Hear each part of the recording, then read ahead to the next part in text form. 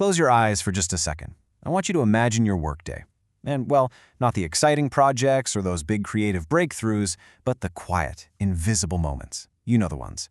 The moments where the clock just ticks and your energy slowly drains away into the screen. It's kind of crazy, but studies suggest the average office worker spends over 2 hours a day just navigating between apps, transferring data, and doing repetitive data entry. 2 whole hours, every single day. That is literally a quarter of your working life spent acting like a machine.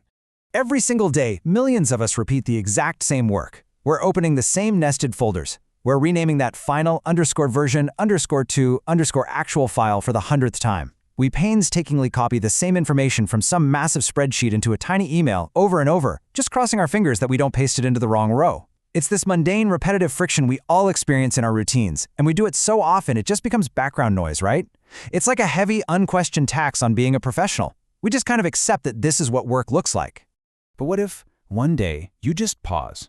You sit back at your desk, look at that glowing screen, and ask an incredibly simple but profound question. Why am I doing the exact same work again? That single question actually changed the modern world. Because realizing that repetition is a signal and not a requirement is the very first step toward getting your time back. It's the exact moment you stop acting like a machine and start thinking like a builder. Now let's get one thing straight.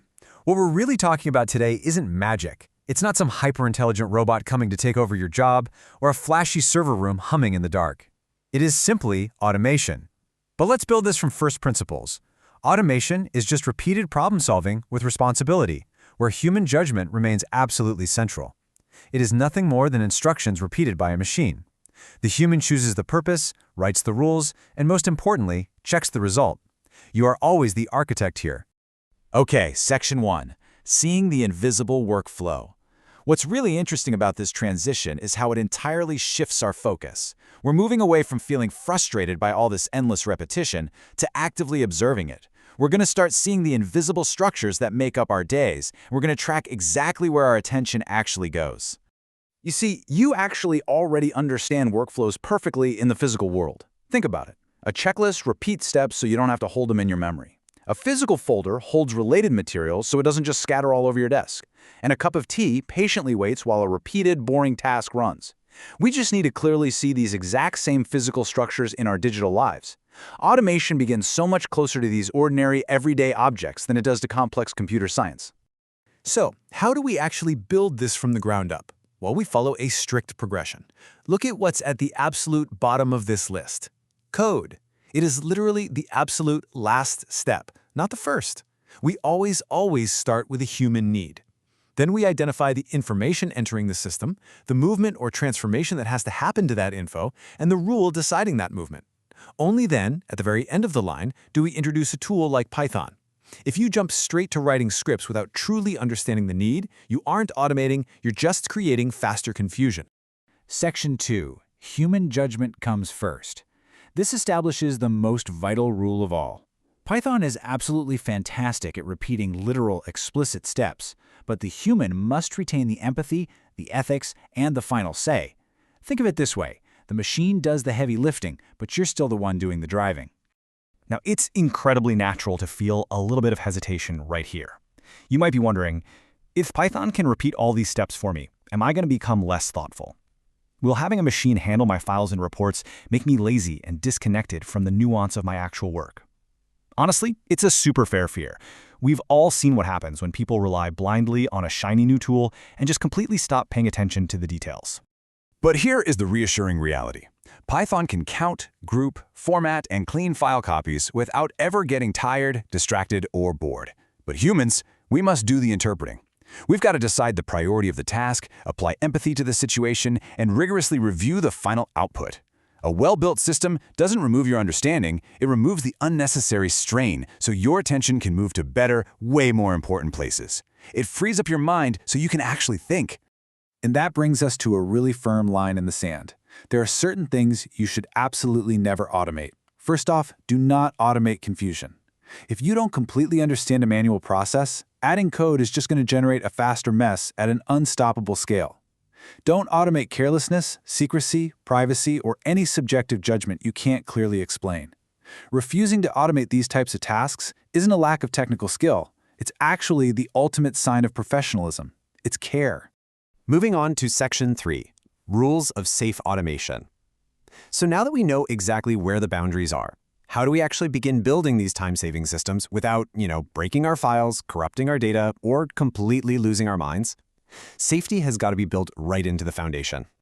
I absolutely love this phrase. Automation without checking is just faster guessing. It is a profound, undeniable truth. Every single automated task you build must have a deliberate human review gate. We never surrender our responsibility to a polished, automated answer, no matter how clean the code looks or how insanely fast it runs. The speed of the machine literally never replaces the judgment of the human. We apply that checking process in the real world using what we call the trust ladder, because obviously not every task demands the exact same level of verification. A low-risk task, like standardizing the format of your personal meeting notes, well, that just needs a really light review. Medium risk, something like drafting a weekly client report, that definitely needs a careful review before it goes out. But high-risk tasks, we're talking legal claims, medical data, financial forecasts, those require expert review and meticulously verified sources. The higher the risk, the higher we have to climb in our level of scrutiny. So before you write a single line of script, you need to pass this readiness checklist. First, the task has to have a clear human purpose, like it needs to actually help someone. Second, the steps must be easily explainable in plain English, without any guesswork. Third, you must protect your original files, because let's be real, we've all accidentally deleted a master document before, and it is a complete nightmare. Always work on copies first. And finally, the output has to be visible and checkable. If you cannot check what the scriptures did, you simply shouldn't build it. Section 4, the builder mindset. This represents the ultimate goal of our entire journey in this explainer.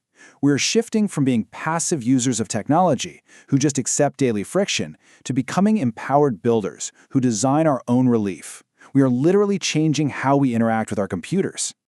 The builder mindset understands this core principle above all else. Small is how reliable systems are born. Big automation without practice is just confusion with the dashboard. Do not try to automate your entire 8-hour workday on day one. That is a recipe for absolute disaster. Instead, start with tiny, low-risk routines. Save 20 quiet minutes on a Friday afternoon by having a simple script clean up some messy notes or organize some copied files. Small victories are exactly how we build reliable foundations. So what does a small, reliable system actually look like in practice? It looks like a highly intentional, 4-step workflow loop. You have your input, your automated action, and then, crucially, a deliberate stop point.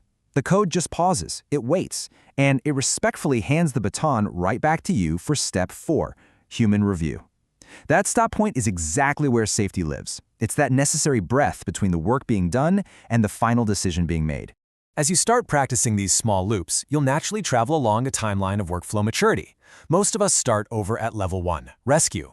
We just use tools occasionally when we're completely stuck or totally overwhelmed. But then, as we apply this builder mindset, we move into level 2, routine. This is where we start using scripts for those defined, repeated steps we talked about earlier. Finally, we reach level 3, system. This is where we connect those tasks, add our review standards, and create a truly dependable process that just hums along safely in the background. And all of this leads us to the emotional peak and the absolute heart of everything we've explored today, the core philosophy of human-centered automation. Automation isn't about replacing people. Automation is about giving people back their time. It's about protecting your attention, preserving your energy, and freeing up your unique human capability to care, to empathize, and to judge. The goal was never just to work faster. The goal was always to work better. Which leaves us with one final provocative thought. When you finally clear away the noise, when you stop renaming the exact same files and typing out the exact same mundane reports week after week, what will you build with your returned time?